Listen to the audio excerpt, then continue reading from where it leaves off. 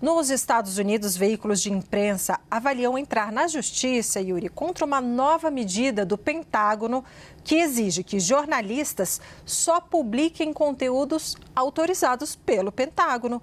O Departamento de Defesa exige que os veículos concordem em não divulgar informações que o governo não tenha aprovado previamente. Os jornalistas que publicarem material sensível não autorizado previamente poderão ter as suas credenciais de imprensa revogadas. O secretário da Defesa, Pete Hegseth, disse que os repórteres terão que seguir as regras ou voltar para casa.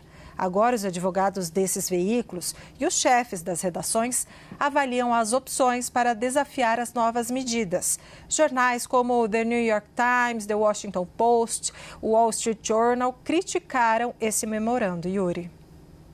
Assunto para a gente trazer Fernanda Manhota, nossa analista de internacional. Manhota, muito boa tarde, uma boa semana para você. Queria te ouvir sobre essa medida que já está dando o que falar nos Estados Unidos, a reação aí que a gente está vendo da imprensa norte-americana, e a gente pode até extrapolar para outros veículos, dado o interesse que há nas notícias que dizem respeito ao Departamento de Defesa dos Estados Unidos e por que foi tomada esta medida por parte do Pentágono, Manhota. Pois é, Yuri, boa tarde a você, a Débora e a todos que nos acompanham. Yuri, essa é uma tentativa de controlar o fluxo de comunicação e, de certa maneira, pautar o debate em termos favoráveis ao governo, né, às agendas que sejam aquelas escolhidas pelo presidente Trump.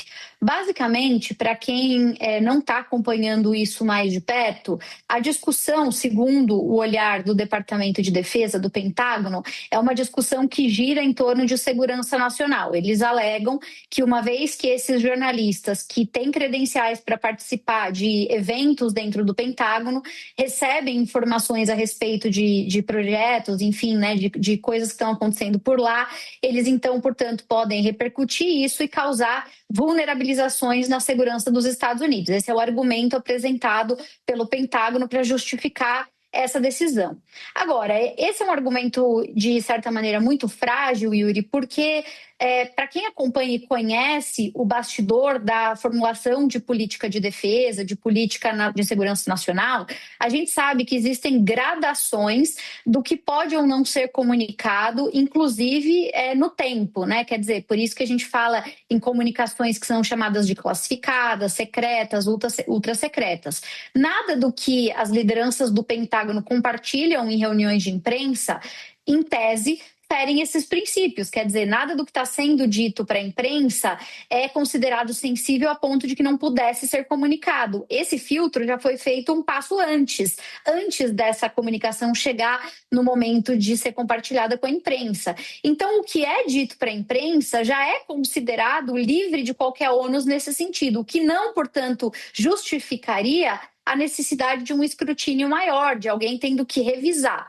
Por isso é que a polêmica que existe nos Estados Unidos hoje é de que essa medida ela teria uma justificativa muito frágil e, portanto, seria um ato visto por muitos como autoritário ou de censura prévia, né, no sentido de limitar a liberdade de imprensa.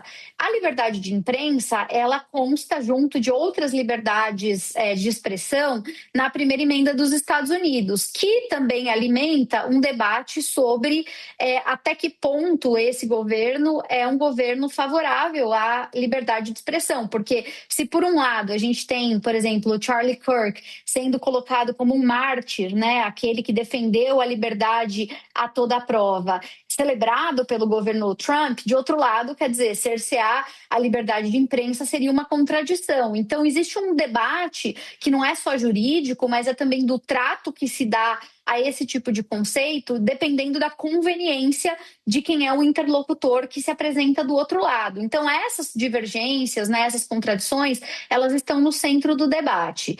Do ponto de vista jurídico, e é importante resgatar um pouco da história, esse não é o primeiro episódio em que esse tipo de situação aparece. Eu destacaria, para usar um exemplo assim que talvez seja emblemático, um episódio dos anos 70, Yuri. Lá no comecinho dos anos 70, houve um escândalo nos Estados Unidos, chamado na época de Pentagon Papers, em que se descobriu, por meio, né, de denúncias feitas na imprensa, de que coisas que o governo americano alegava sobre justificativas para certos atos ou, enfim, né, decisões, não eram necessariamente correspondentes com o que estava ali nos arquivos classificados e nos materiais considerados secretos e sigilosos. E essa discrepância deu o que falar nos Estados Unidos nos anos 70, do ponto de vista de segurança, e existe um debate sobre o quão transparente deve ser o governo, mesmo em relação a temas sensíveis. Isso não fica só nos anos 70 e nem só ao Pentágono. Se a gente pensar, né, o Snowden, NSA, escândalos mais recentes, também a mesma ideia do Wikileaks versa sobre esse debate, né? Até que ponto o Estado pode omitir das pessoas certas informações em nome da segurança. Então, esse é um debate antigo. Na época do Pentagon Papers, que eu estava dizendo, dos anos 70, o que aconteceu é que esse debate foi parar na Justiça e chegou à apreciação da Suprema Corte. A Suprema Corte, lá atrás, deu como um precedente importante para essa história a defesa da liberdade de imprensa, liberdade de expressão, e bancou, né, o que tinha sido alegado ali pelos juristas do lado de defesa desses veículos de comunicação. Então, se isso eventualmente for adiante,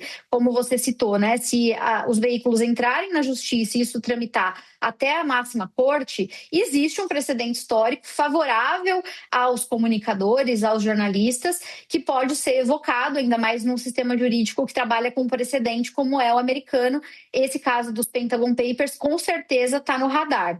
Agora, tudo volta naquilo que a gente sempre debate, né? Até que ponto é político, até que ponto é jurídico. A Suprema Corte dos anos 70 não é a mesma Suprema Corte de hoje.